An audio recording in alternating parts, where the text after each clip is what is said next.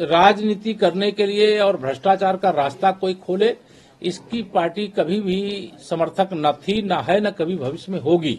लेकिन आज जो भी माननीय सर्वोच्च अदालत का फैसला आया है, वह आपके माध्यम से सवाल के जवाब में ही मैं केवल कह रहा हूं, अगर भ्रष्टाचार से मुक्त भारत बनाने की गारंटी अगर कोई है तो भारतीय जनता पार्टी और नरेंद्र मोदी जी।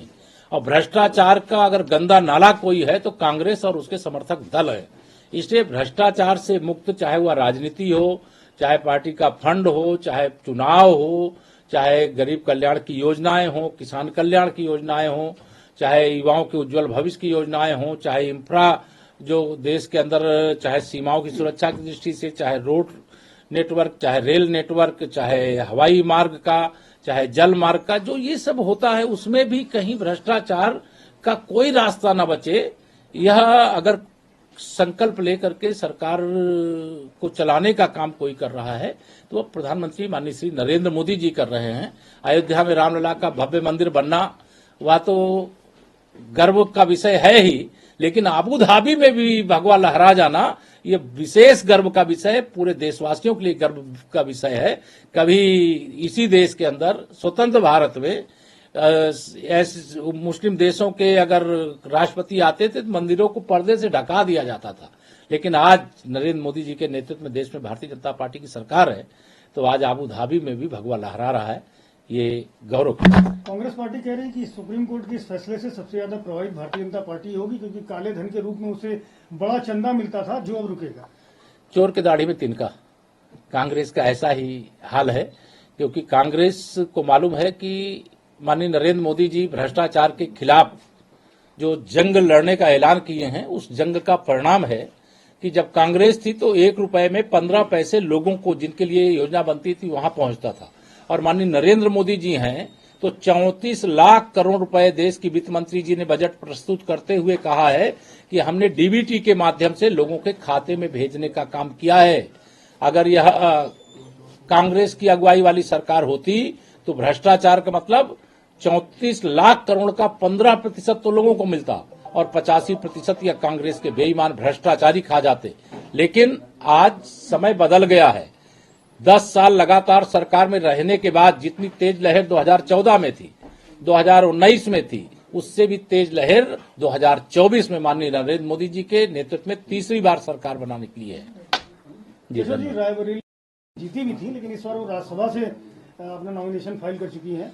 प्रियंका गांधी बहुत स्पष्ट नहीं बता रही कि रायबरेली या अमेठी चुनाव लड़ेंगी, तो ऐसा क्या लगता है आपको कांग्रेस पार्टी की? तो देखिए, मैं ये मानता हूं कि कांग्रेस चूक गई। वैसे भी उत्तर प्रदेश में चाहे आदरणीय सोनिया जी लड़ती और चाहे उनके परिवार का कोई सदस्य लड़ता, अमेठी हम पिछली बार श्री राहुल गांधी जी को कांग्रेस का अध्यक्ष रहते हुए उनको हरा चुके हैं, और इस बार रायबरेली में भी कमल खिलाने का लक्ष्य लेकर के पार्टी बूथ स्तर पर काम कर रही है।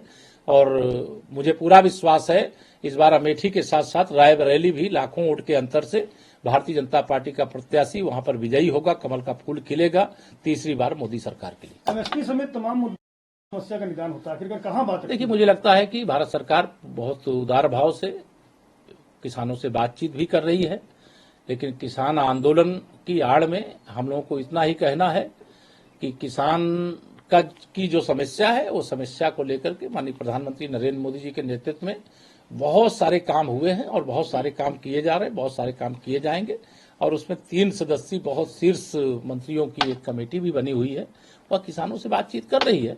और मैं यह मानता हूं कि किसानों के नाम पर हो रहे आंदोलन की आड़ लेकर के विपक्षी इसमें घुसपैठ ना करें और वह चुनाव के मैदान में जनता की अदालत में 2024 के चुनाव में अपनी विचारधारा, अपनी उपलब्धि, अपने काम और हमने अगर कुछ गलत किया होगा तो हमारे विरोध में आके प्रचार करें, लेकिन किसानों के कंधे पर बंदूक रख करके सरकार को निशाना बनाने के जो विपक्षी दल या नेता वो कोशिश कर रहे हैं वो ना करे। बाकी किसानों से सरकार बातचीत कर रही है। समाजवादी पार्टी पीडीए की वकालत करती है, लेकिन अभी राज्यसभा के लिए 3 प्रत्याशियों के नाम जो उन्होंने घोषित किए हैं उसमें पीडीए फॉर्मूले का अभाव दिखता है। इसको किस तरह से लेते हैं? देखिए, पार्टी के भीतर से भी विरोध के स्वर मुखर हो रहे हैं। समाजवादी पार्टी के अध्यक्ष श्री अखिलेश यादव जी का पीडीए एक ढकोसला है, एक धोखा है, सफेद झूठ है। इसलिए वह पीडीए को मैं बार बार कहता हूं कि उनका पीडीए मतलब पिछड़ा दलित अल्पसंख्यक नहीं, उनके पीडीए का मतलब है परिवार डेवलपमेंट अथॉरिटी। इसलिए सपा समाप्तवादी पार्टी बनने जा रही है और कांग्रेस चूक गई है।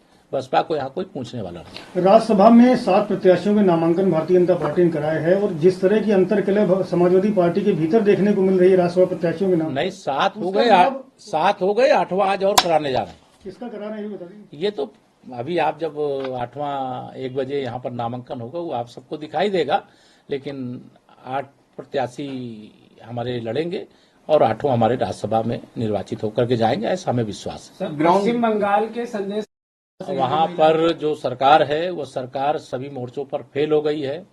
वहां पर दमन चक्र चल रहा है, वहां पर अत्याचार हो रहा है, सरकार के संरक्षण में हो रहा है।